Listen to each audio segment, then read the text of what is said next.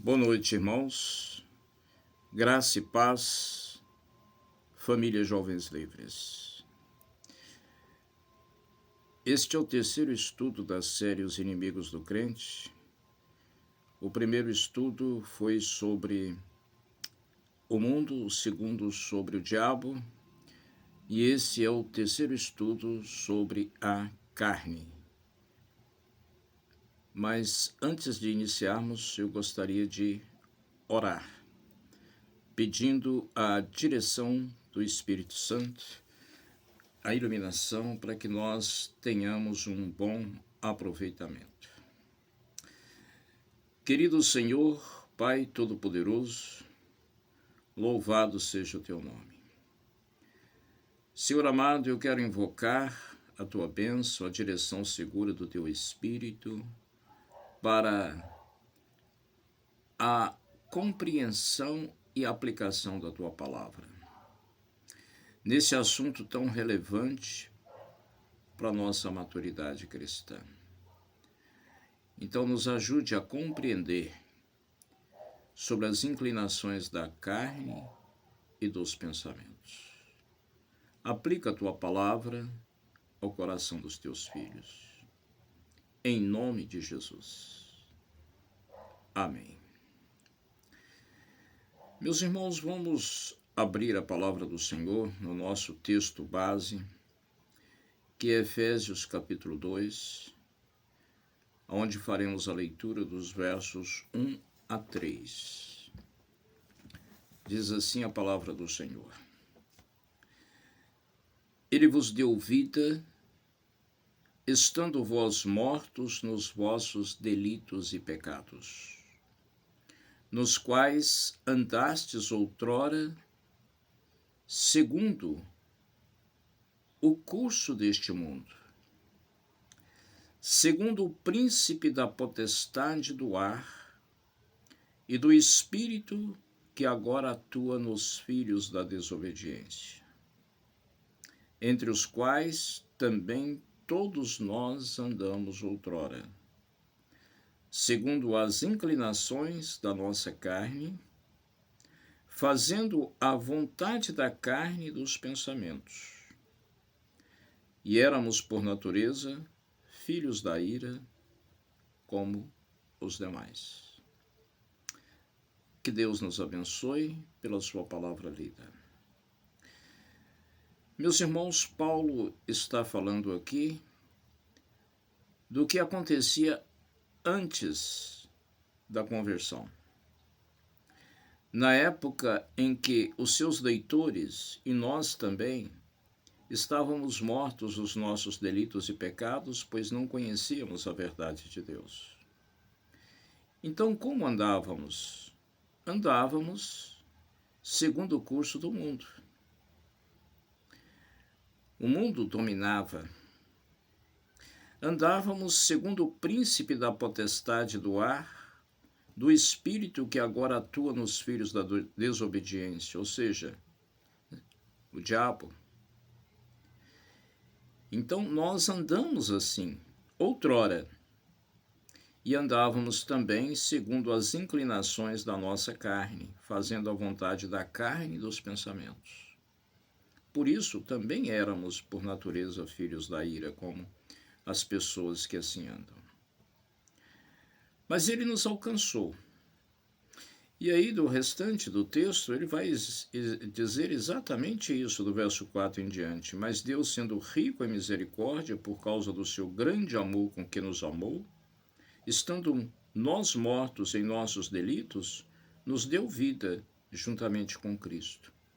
Pela graça, sois salvos.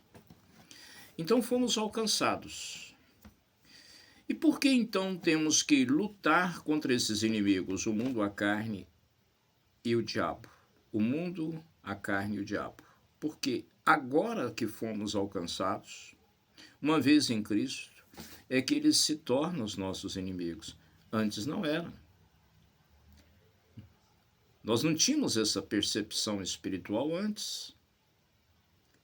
Nós agíamos de conformidade com o mundo, de conformidade com o diabo e de conformidade com as inclinações da nossa carne. Mas uma vez em Cristo, fomos alcançados pela graça de Deus, pela graça sois salvos. Agora, mundo, diabo e carne são nossos inimigos. Então, já falamos nessa série de estudos sobre os inimigos do crente, sobre o mundo e o diabo. Então, hoje, o nosso objeto aqui é falar sobre as inclinações da carne e dos pensamentos. Por isso, eu gostaria de abrir com você a palavra de Deus agora em Gênesis capítulo 3, verso 5, e dar uma olhada na proposta que a serpente fez lá no jardim do Éden para Eva. Gênesis capítulo 3, verso 5. Porque Deus sabe que no dia em que dele comerdes, se vos abrirão os olhos, e como Deus sereis conhecedores do bem e do mal. O que está incluído nessa proposta? Ser como Deus.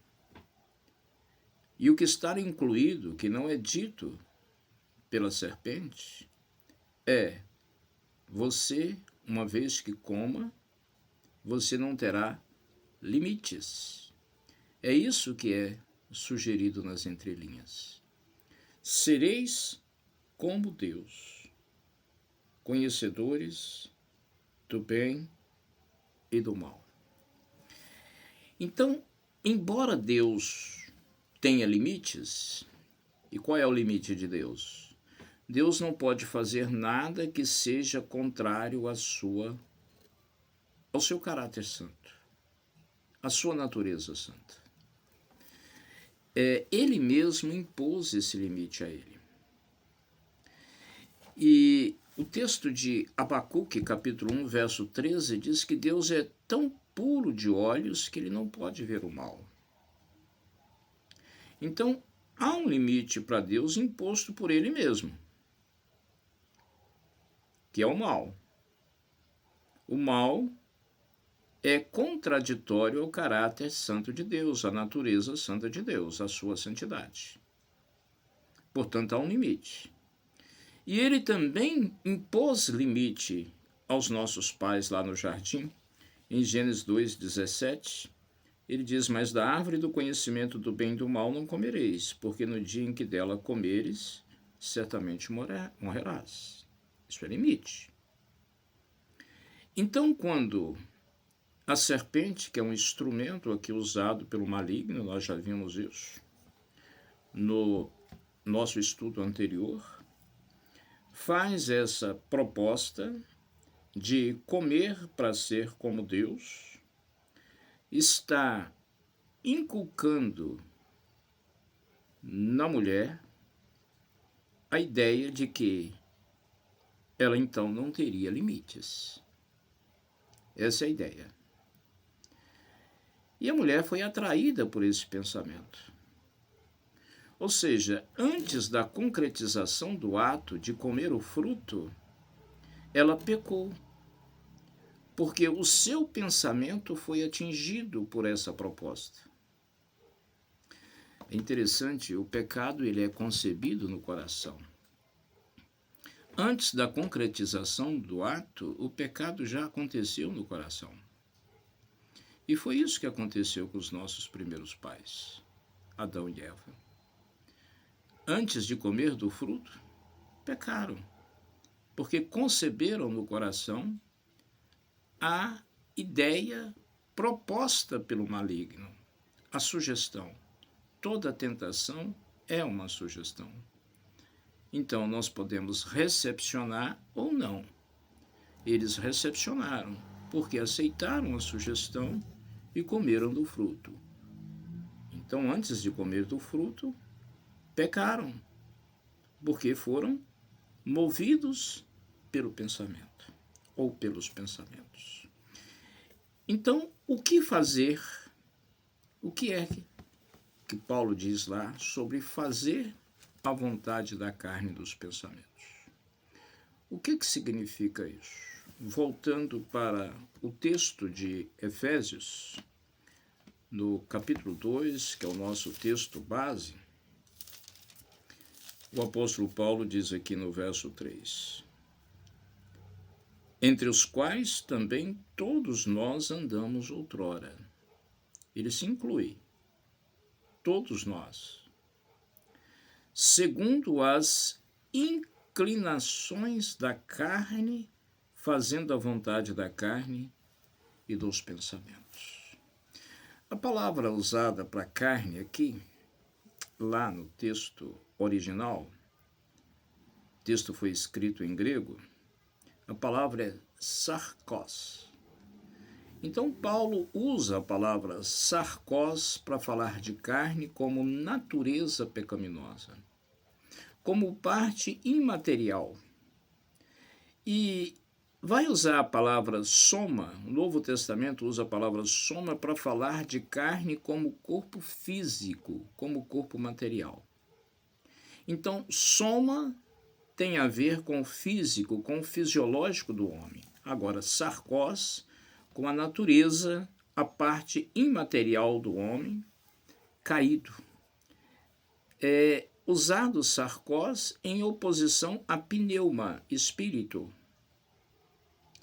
Então, carne milita contra o espírito, sarkos contra pneuma. Então, quando ele usa essa palavra sarkos, está sempre se referindo a essa natureza pecaminosa. É a palavra que aparece aqui. Então, pessoas não crentes, elas não precisam lutar contra a carne, de forma nenhuma. Estão dominadas pela carne, assim como estão dominadas pelo diabo e também dominadas pelo mundo. Somente os crentes é que vão lutar contra essa natureza pecaminosa e contra os pensamentos. Provérbios capítulo 23, se você puder abrir comigo sempre esses textos e verificando, e se possível até marcá-los na sua Bíblia, isso vai ajudar posteriormente.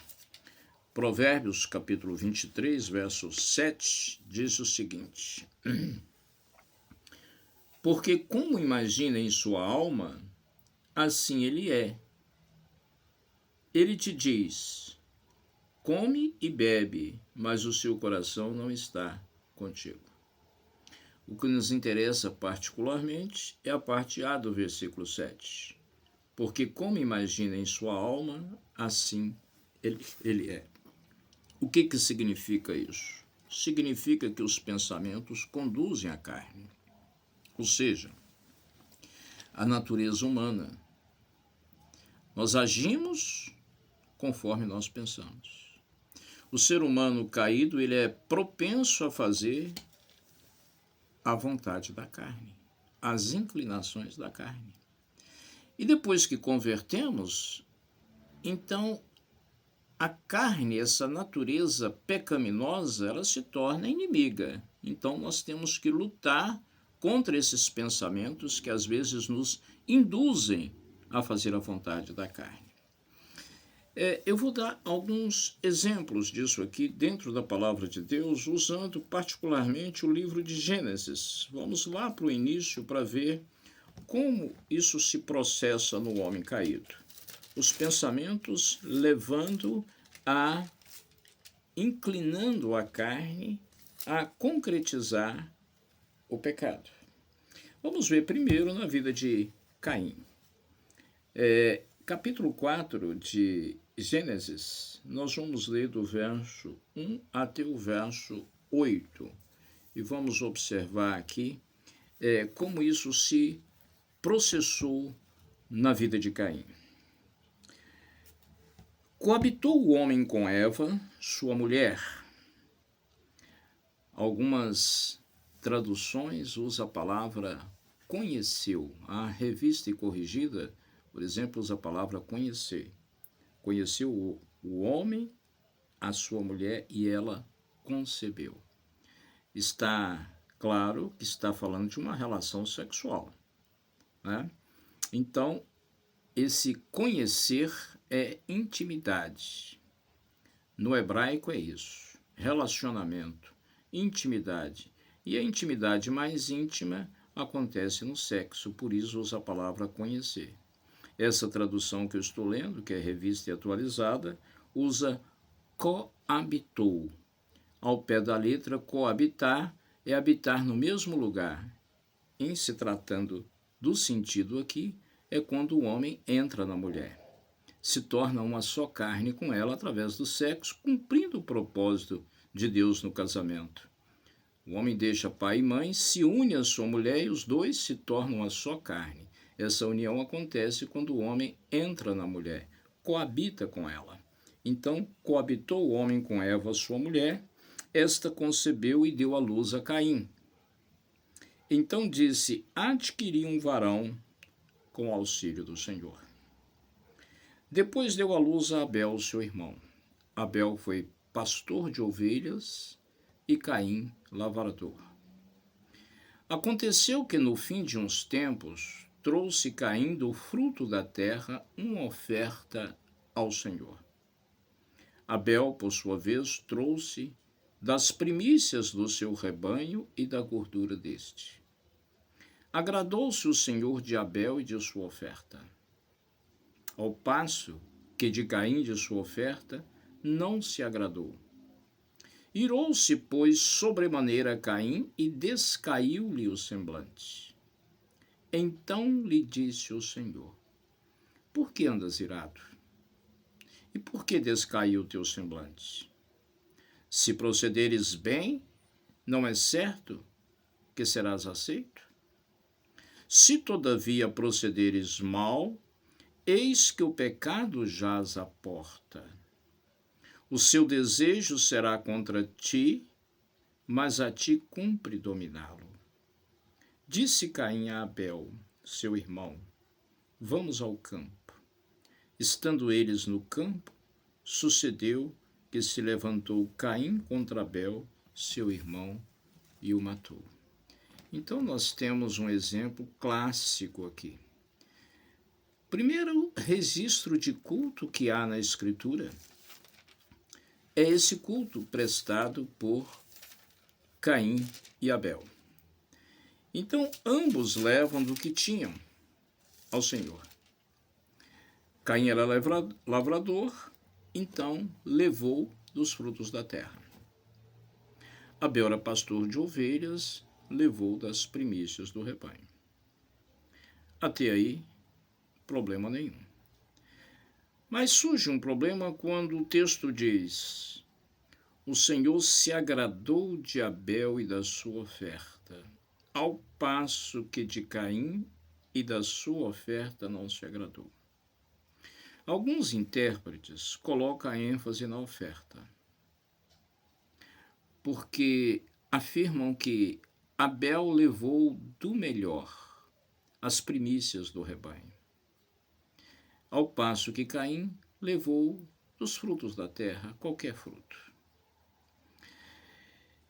Eu creio que isso tem uma importância secundária, porque o texto diz, em primeiro lugar, Deus se agradou de Abel e da sua oferta, ao passo que de Caim e da sua oferta não se agradou. O que isso sugere a nós? Que, em primeiro lugar, Deus precisa agradar do ofertante para que ele receba a oferta. Por que Deus não se agradou da oferta de Caim? Nós vamos encontrar a resposta para isso na primeira carta de João, capítulo 3, verso 12, que diz assim: não segundo Caim, que era do maligno, e assassinou o seu irmão. E por que o assassinou? Porque suas obras eram más e as de seu irmão justas. Então Deus não se agradou de Caim, porque as suas obras eram más. Caim era do maligno. Então Deus não recebeu sua oferta. Deus não pode ser corrompido. Não é através de oferta que nós vamos conseguir o favor do Senhor, a atenção do Senhor, mas é através de uma vida santificada. Então, o texto de 1 João diz que Abel era justo, suas obras eram justas, Caim não. Mas Caim, então, é tomado por um comportamento de ira. E esse comportamento de ira é uma inclinação da carne. Isso vem dos seus pensamentos, porque ao ver que Deus não se agradou dele e da sua oferta, ele se irou. Irou-se, pois, sobremaneira Caim, e descaiu-lhe o semblante. E o Senhor então confronta Caim. Por que andas irado e por que descaiu o teu semblante? E o Senhor dá a Caim uma oportunidade de arrependimento. No verso 7 ele diz, se procederes bem, quer dizer, ele estava procedendo mal. Deus chama ao bom procedimento. Não é certo que serás aceito? Deus o aceitaria se ele mudasse a sua postura, o seu comportamento. Agora, se todavia procederes mal, eis que o pecado jaz à porta. O seu desejo será contra ti, mas a ti cumpre dominá-lo. Ele não dominou.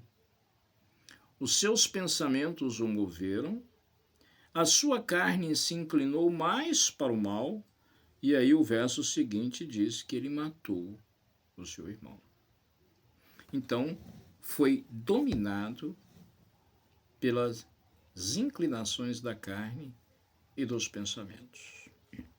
Um outro exemplo nós vamos ver no capítulo 6. Nós vamos ter 3 exemplos só no livro de Gênesis, nos primórdios da humanidade, para ver como o problema já estava aqui.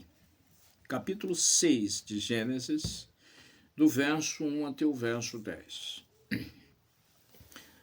Abra sua Bíblia e acompanha comigo. Diz assim a palavra do Senhor. Como se foram multiplicando os homens na terra, e lhes nasceram filhas. Vendo os filhos de Deus que as filhas dos homens eram formosas, tomaram para si mulheres, as que entre todas mais lhe agradaram. Aqui um problema de interpretação também, porque alguns querem defender a ideia de que esses filhos de Deus mencionados aqui são anjos. São anjos que caíram, então eles vieram, cobiçaram as filhas dos homens, que eram belas, e aí tiveram relação com elas e nasceram gigantes. Talvez você já deve ter ouvido essa interpretação. Mas não cremos nessa interpretação. Por quê? Os filhos dos homens e os filhos de Deus, as filhas dos homens e as filhas de Deus, são 2 gerações distintas. A geração de Caim, a geração de Caim, e a geração de Sete, 2 filhos de Adão. Nós vimos que Caim matou Abel. Mas Caim permanece vivo e ele tem uma descendência, os cainitas. Depois Deus dá outro filho a Adão e Eva, Sete, que tem um filho chamado Enos, e a partir daí se passa a invocar o nome do Senhor. Então, a geração dos setitas é a geração dos filhos de Deus, dos piedosos. E a geração dos cainitas é aquela geração que foi amaldiçoada por Deus, carregava a maldição de Cã. Eram violentos. Mas as mulheres eram belas. Então, os filhos de Deus, geração dos setitas, cobiçaram essas belas mulheres. E aí, continuando a leitura. Então disse o Senhor, o meu espírito não agirá para sempre no homem, pois este é carnal, movido pela carne, pelas inclinações da carne. Mesmo aquela geração piedosa se deixou corromper pela formosura das mulheres ímpias, por causa da beleza, inclinações da carne e dos pensamentos. Deus então estabelece um limite para a vida dos homens, 120 anos. Os seus dias serão de 120 anos. Ora, naquele tempo havia gigantes na terra. Então o texto dá a ideia de que já havia gigantes na terra antes dessa mistura de descendência de gerações setitas e cainitas. E também depois continuou havendo, quando os filhos de Deus possuíram as filhas dos homens, as quais lhe deram filhos. Estes foram valentes varões de renome na antiguidade. A ideia aqui é de violência, porque a maldade se multiplica. Então, aquela geração setita que se misturou com a geração cainita, uma geração violenta que estava debaixo de maldição, os filhos penderam para o lado cainita, ou seja, para o lado das mães, e aprenderam a violência. Então foram varões de renome na antiguidade pela violência. Foram movidos pelas inclinações da carne e dos pensamentos. E aí o texto diz: viu o Senhor a maldade do homem, que a maldade do homem havia se multiplicado na terra, e que era continuamente mal todo o desígnio do seu coração. Então se arrependeu o Senhor de ter feito o homem na terra, e isso lhe pesou o coração. Esse arrependimento de Deus aqui precisa ser muito bem entendido.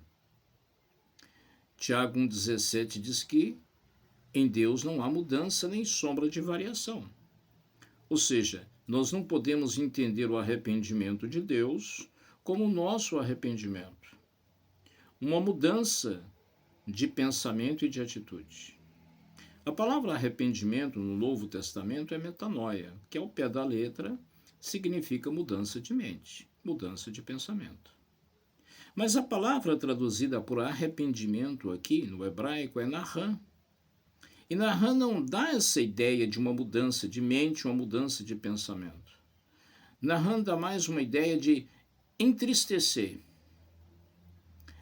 Deus se entristeceu porque o texto diz que aquilo lhe pesou o coração. O verso 6, se arrependeu o Senhor de ter feito o homem na terra, e isso lhe pesou o coração. Dá mais essa ideia de um entristecimento.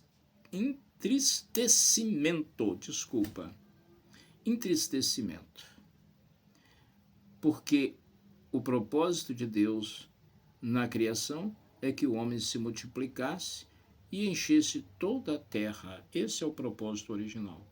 E encher toda a terra com a imagem e semelhança de Deus. E o homem se corrompeu a tal ponto de a violência dominar. Então Deus, verso 7, disse o Senhor: farei desaparecer da face da terra o homem que criei. O homem e o animal, os répteis e as aves dos céus, porque me arrependo de os haver feito. O arrependo aqui é a mesma palavra, naham. Porém, Noé achou graça diante do Senhor. Então havia um da descendência de Sete que não havia se corrompido. E aí Deus envia o dilúvio, os irmãos conhecem a história, e Deus salva Noé e sua família e destrói todo o resto, porque todos estavam totalmente corrompidos. O terceiro texto é no capítulo 11, do verso 1 até o verso 9, o episódio da Torre de Babel. Então, após o dilúvio, Noé, seus filhos, as esposas dos filhos, geram filhos, uma descendência numerosa de Sem, Cã e Jafé. Então, aqui acontece outro problema. A partir do verso 1. Ora, em toda a terra havia apenas uma linguagem e uma só maneira de falar. Sucedeu que, partindo eles do Oriente, deram com uma planície na terra de Sinai e habitaram ali. E disseram uns aos outros: Vinde, façamos tijolos e queimemo-los bem. Os tijolos serviram-lhes de pedra e o betume de argamassa. Disseram: Vinde, edifiquemos para nós uma cidade, uma torre cujo tope chegue até os céus, e tornemos célebre o nosso nome, para que não sejamos espalhados por toda a terra. Qual que é o problema aqui? A rebeldia e a vaidade. A rebeldia porque o propósito de Deus ao criar o homem é que o homem fosse fecundo, homem e mulher, homem fosse fecundo, crescesse, se multiplicasse e enchesse toda a terra. Então, quando eles se propõem a ficar no mesmo lugar, estão indo contra a vontade de Deus. Isso é rebeldia. E o outro problema é a vaidade. Tornemos célebre o nosso nome. Eles eram vaidosos e queriam ser conhecidos por essa construção, um zigurate, cuja torre alcançasse os céus. Na mentalidade do Oriente Próximo Antigo, os zigurates existiram em vários lugares com torres altas. A mentalidade pagã era que os deuses usavam essas torres para descer do céu até a terra para interagir com os homens. Então eles intentaram isso aqui, uma torre que chegasse ao céu. Mas a ironia do texto vem no verso 5, quando diz: Então desceu o Senhor para ver a cidade e a torre, e que os filhos dos homens edificavam. Eles eram incapazes de construir algo para chegar até Deus. Então o texto diz, numa linguagem para nossa compreensão, uma linguagem figurada, ao invés deles subirem até Deus é quem tem que descer para ver o que eles estavam fazendo. E o Senhor disse: Eis que o povo é um, e todos têm a mesma linguagem. Isto é apenas o começo, agora não haverá restrição para tudo que intentam fazer. Então o Senhor confunde a língua, espalha os povos, e os povos então são divididos pela terra. Essa divisão é mostrada no capítulo 10, que antecede a esse. A formação ali de 70 povos diferentes. 70 nações são mencionadas ali, por causa desse episódio registrado no capítulo 11. Por causa das inclinações da carne e dos pensamentos. A rebeldia contra Deus e a vaidade de querer tornar célebre o nome deles. Eu acho que até aí tá bom para a gente entender só como exemplo. Agora, o problema é o que fazer?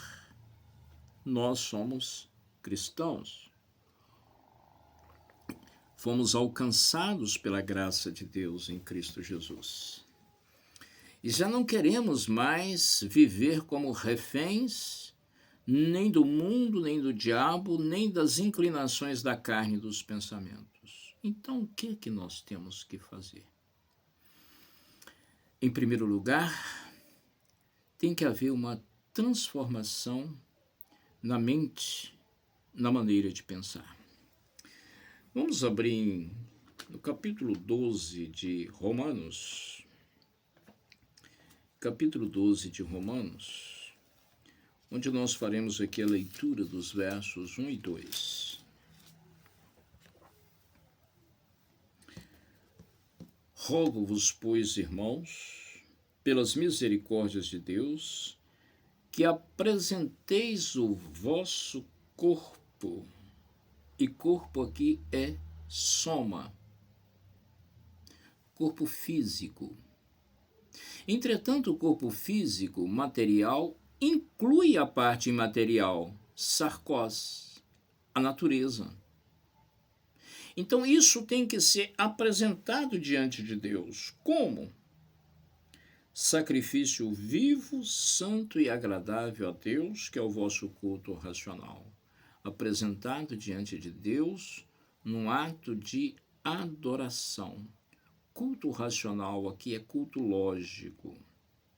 Essa adoração envolve os pensamentos. Então, a adoração começa aqui na atitude mental, na atitude de pensamento. E os pensamentos conduzem o corpo, a carne. Tanto soma como sarcós. Parte material e parte imaterial. Aí vem o verso seguinte. E não vos conformeis com este século. Com esse século é o mesmo que com esse mundo. Não siga o curso deste mundo. Não deixe que os padrões culturais, não deixe que as influências mundanas venham dominar seus pensamentos para que a sua carne não seja inclinada para o mal, para o pecado. É isso que Paulo está querendo dizer. Não vos conformeis com este século. Mas, aí vem uma conjunção adversativa que contradiz esse conformar com o século com transformai-vos pela renovação da mente. A palavra transformar aqui é metamorfose. Tem que passar por uma mudança de forma a nossa mente para experimentar a boa, agradável e perfeita vontade de Deus. Então, nós não podemos aceitar em nós nenhum pensamento, nenhuma ação que seja contrária à vontade de Deus. Isso é o mesmo que dizer não aceitar em nós nenhum pensamento, nenhuma ação que não glorifique a Deus. Caso contrário, estaríamos nos assemelhando a Caim, aos contemporâneos de Noé e também àqueles que intentaram construir a Torre de Babel. Então nós não podemos aceitar. Paulo nos ensina a usar a carne e os pensamentos para a glória de Deus e tão somente para a glória de Deus. Então a primeira coisa é essa, é a postura nossa na transformação da mente, dos nossos pensamentos. Nós não podemos mais recepcionar pensamentos mundanos, pensamentos que não glorifiquem a Deus, pensamentos que nos induzam a ofender ao Senhor. Agora, vamos para Colossenses capítulo 3. A forma como nós devemos viver para não sermos dominados aí pelas inclinações da carne e dos pensamentos. Colossenses capítulo 3.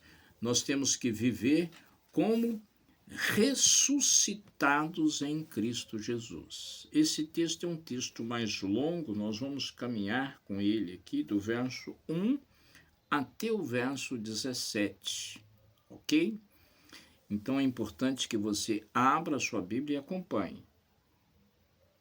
Colossenses capítulo 3, do verso 1 até o verso 17. Portanto, se fostes ressuscitados juntamente com Cristo, buscai as coisas lá do alto, onde Cristo vive assentado à direita de Deus. Todo aquele que nasceu de novo, ele ressuscitou com Cristo. Não é assim que Paulo começa lá o texto que é o nosso texto base de Efésios capítulo 2, ele nos deu vida, estando nós mortos em nossos delitos e pecados. Então nós fomos ressuscitados com Cristo, porque nós estávamos mortos e ele nos deu vida. Então o que temos que fazer? Buscar as coisas do alto onde Cristo vive, porque nós ressuscitamos com ele. E ele está no alto, assentado à direita de Deus. Portanto, pensai nas coisas lá do alto, não nas que são aqui da terra. Mudança de valores, mudanças de paradigmas. Nosso modelo hoje é Cristo Jesus. Nós já não podemos mais viver de acordo com o curso deste mundo, nem fazer a vontade do diabo e nem segundo as inclinações da carne e do pensamento. Mas o parâmetro agora é Cristo. Por isso, pensar nas coisas lá do alto onde Cristo vive, porque morreste. Em Cristo nós não só ressuscitamos, para ressuscitar precisa morrer primeiro. Então nós morremos também com Cristo na sua morte, porque morreste e a nossa vida está oculta juntamente com Cristo em Deus. Quando ele diz que a nossa vida está oculta com Cristo, isso significa proteção. Estamos guardados em Cristo Jesus. Quando Cristo, verso 4, que a nossa vida se manifestar, isso na sua vinda, na sua volta, então vós também sereis manifestos com ele em glória. Então temos que viver nessa perspectiva de ressuscitados, buscando as coisas do alto, aguardando a volta de Cristo para ser manifestado com ele em glória. Só que para viver assim, é preciso seguir alguns passos que Paulo vai dar aqui. Não é nada automático, como aqueles modelos, fazer isso. Americano gosta muito disso, step 1, 2, passos. Não é uma receita de bolo. Isso aqui é uma mudança de vida. A partir do verso 3 até o verso 17, aqueles que foram ressuscitados com Cristo precisam viver dessa forma. Como? Fazei, pois, morrer a vossa natureza terrena. Prostituição, impureza, paixão lascívia, desejo maligno e avareza, que é a idolatria. Inclinações da carne, prostituição, impureza, paixão lascívia. Todas são inclinações da carne. Desejo maligno, o desejo para tudo aquilo que é mal, para tudo aquilo que é contrário à vontade de Deus. E a avareza, que é a idolatria. O avarento tem posses, tem bens, tem pertences no coração, ao invés de ter Deus em primeiro lugar no seu coração. Por isso o avarento é idólatra. Por essas coisas, verso 6, vem a ira de Deus sobre os filhos da desobediência. Paulo falou dos filhos da desobediência lá em Efésios, e ele repete aqui, sobre os filhos da desobediência. Ora, nessas mesmas coisas andastes vós também no outro tempo, quando vivíeis nela. Então vivemos assim, outrora. Mesmo que você não tenha praticado todos esses pecados, mas havia uma inclinação para o mal. O desejo maligno é muito amplo. É toda inclinação para o mal. Você pode pensar, mas eu nunca pratiquei prostituição, paixão lascívia, nunca fui avarento. Mas os desejos malignos é tudo aquilo que é contrário ao desejo de Deus, a vontade, a boa, perfeita e agradável vontade do Senhor, como vimos em Romanos. Agora, porém, despojai-vos, verso 8. Despojar é retirar, jogar fora. Despojai-vos igualmente de tudo isso. Agora aqui ele vai falar de alguns comportamentos. Ou seja, comportamentos são movidos pelos pensamentos. Os pensamentos geram comportamentos. Ira, indignação, maldade, maledicência, linguagem obscena do vosso falar. Não mintais uns aos outros, uma vez que despistes do velho homem com seus feitos. Se nós ressuscitamos com Cristo, temos que pensar nas coisas do alto. Isso é se despir do velho homem. E, verso 10, revestistes do novo homem, que se refaz para o pleno conhecimento segundo a imagem daquele que o criou. A palavra-chave aqui é refaz. Isso tem a ver com a nossa santificação progressiva. Nós não somos um produto pronto, acabado, quando nós convertemos. Não. Aí começa a jornada chamada santificação progressiva. Há um progresso nessa mudança e tem que haver. Eu sempre sugiro aos irmãos que façam inventário da vida espiritual. Cada um faz o seu. O que significa isso? Se você tem 5 anos de crente, 10 anos de crente, faça um inventário do seu crescimento espiritual, da sua maturidade cristã nesse período. Veja o que mudou. Se não tiver mudado nada, então não nasceu de novo. Mas veja o que mudou e perceba o que precisa mudar.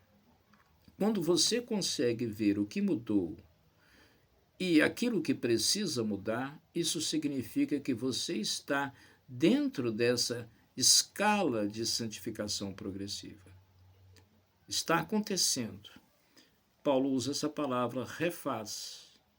O novo homem se refaz para o pleno conhecimento segundo a imagem daquele que o criou. A imagem do Senhor está sendo restaurada completamente em nós. Ela não é de uma vez por todas. Aos poucos vamos sendo santificados em Cristo Jesus. Verso 11, no qual não pode haver grego nem judeu, ou seja, diferenças de etnias não cabe aqui, porque diante do trono estarão adorando irmãos de todas as tribos, línguas e nações. Circuncisão nem incircuncisão, isso tem a ver com judeu e gentio. Bárbaro cita escravo, livre. Bárbaro cita tem a ver com povos, com etnias. Escravo, livre. Escravo ou livre com condição social, com status. Cristo iguala a todos. Porém, Cristo é tudo em todos. Em Cristo somos todos iguais. Ou seja, ressuscitados em Cristo. Então, é necessário se revestir, verso 12, revesti-vos como eleitos de Deus, santos e amados. Se temos que jogar aquilo fora, agora tem que substituir com os valores do alto, os valores de Deus. Então, se revestir de ternos afetos de misericórdia, de bondade, de humildade, de mansidão, de longanimidade. O fruto do Espírito. Embora nem todas as manifestações do fruto do Espírito tenham sido apresentadas aqui, mas está falando do fruto do Espírito, de Gálatas 5:22. Suportai-vos uns aos outros. Isso é requerido daquele que ressuscitou com Cristo. Suportar uns aos outros. Tem pessoas que são mais difíceis de suportar. Mas nós precisamos de pedir graça ao Senhor que nos dê essa capacidade para suportar os outros. Perdoai-vos mutuamente. Aqueles que ressuscitaram com Cristo não podem guardar no coração mágoa contra ninguém. Se queremos andar com o Senhor nessa escalonada de santificação progressiva, o perdão não é uma opção. Perdão é a nossa obrigação como crentes, caso alguém tenha motivo de queixa contra outro. Isso precisa ser resolvido. Assim como o Senhor vos perdoou, assim também perdoai-vos vós. O motivo é esse. O Senhor nos perdoou sendo nós imerecedores do perdão. Da mesma forma, nós temos que perdoar aqueles que nos ofendem. Não pense em méritos. Fulano não merece o meu perdão. Não pense nisso, jamais. Porque você também não merecia o perdão de Deus. Pense, o Senhor me perdoou e assim eu devo perdoar aquele que me ofendeu. Verso 14. Acima de tudo isso, porém, esteja o amor, que é o vínculo da perfeição. Então, como ele está falando do fruto do Espírito de uma maneira diferente, aqui ele coloca o amor, que é a parte principal do fruto do Espírito. Tudo mais que vem a seguir são manifestações do amor. Por isso ele chamou o amor de vínculo da perfeição, porque Deus é amor. Então o amor é o vínculo. O vínculo é a cola. É o amor que vai juntar tudo isso. Tudo isso. Verso 15. Seja a paz de Cristo o árbitro em vosso coração. O árbitro é aquele que arbitra. É aquele que decide entre o certo e o errado. Pensa num árbitro no jogo de futebol. Ele faz cumprir o regulamento e ele decide ali quem está certo e quem está errado, conforme as regras. Aqui Paulo diz, é a paz de Cristo que tem que ser o árbitro. Nós temos que julgar tudo pela paz de Cristo em nosso coração, a qual também fosse chamados em um só corpo. E sede agradecidos. Aquele que ressuscitou com Cristo não pode ser movido mais pelas inclinações da carne e do pensamento, mas a gratidão deve mover o seu coração. Habite, verso 16, ricamente em vós a palavra de Cristo. Como a palavra de Cristo habita em nós, a palavra do Senhor? À medida que nós a praticamos. Quando nós a praticamos, ela cria raízes dentro de nós. Quando nós apenas ouvimos e não colocamos em prática, é como se ela entrasse e saísse de nós. Mas à medida que praticamos, ela cria raízes, se consolida dentro de nós. Por isso ele diz, habite ricamente a palavra de Cristo. E essa palavra de Cristo habitando em nós, ela nos edifica e serve para que nós venhamos a edificar outros, porque na sequência do verso 16, ele diz, instruí-vos e aconselhai-vos mutuamente, em toda sabedoria, louvando a Deus com salmos, hinos e cânticos espirituais. Essas três palavras, salmos, hinos e cânticos espirituais, elas são usadas para definir o livro de Salmos. Salmos, hinos e cânticos espirituais. Com gratidão em vosso coração. A gratidão novamente, movendo o coração. Verso 17. E tudo o que fizerdes, seja em palavra, seja em ação, fazei em nome do Senhor Jesus, dando por ele graças a Deus. Portanto, meus queridos, para que nós não sejamos dominados por inclinações da carne e do pensamento, que são nossos inimigos, ao tentar nos conduzir a fazer algo contra a vontade de Deus, nós temos que testar tudo que fizerdes, seja nos pensamentos, seja através do corpo, tudo que fizerdes. Por isso ele diz, em palavra e ação, tudo, fazei em nome do Senhor Jesus. Sempre que você for falar ou fazer alguma coisa, pense, eu posso falar isso em nome de Jesus? Eu posso fazer isso em nome de Jesus? E fazer em nome de Jesus é fazer segundo o caráter de Jesus. Fazer algo que Jesus faria.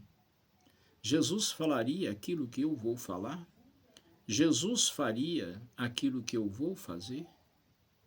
E ao fazer isso, nós glorificamos a Deus.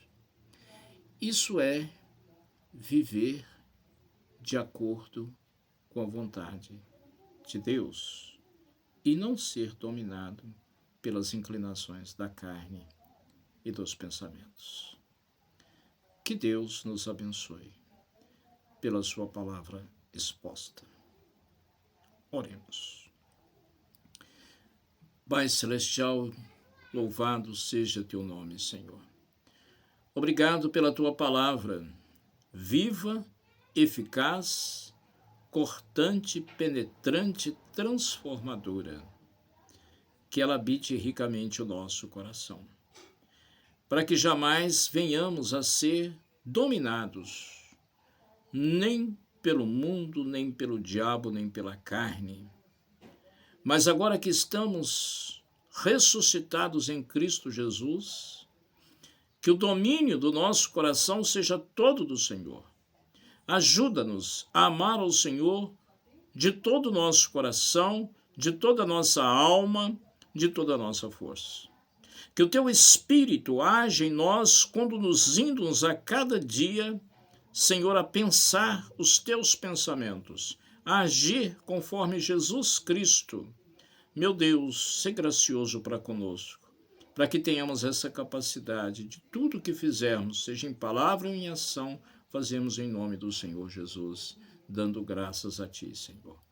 É no nome do Senhor Jesus Cristo que nós oramos agradecidos, porque dele, por ele e para ele são todas as coisas. A ele, pois, a glória, eternamente. Amém. Que Deus abençoe a todos, família Jovens Livres, e tenham uma boa noite.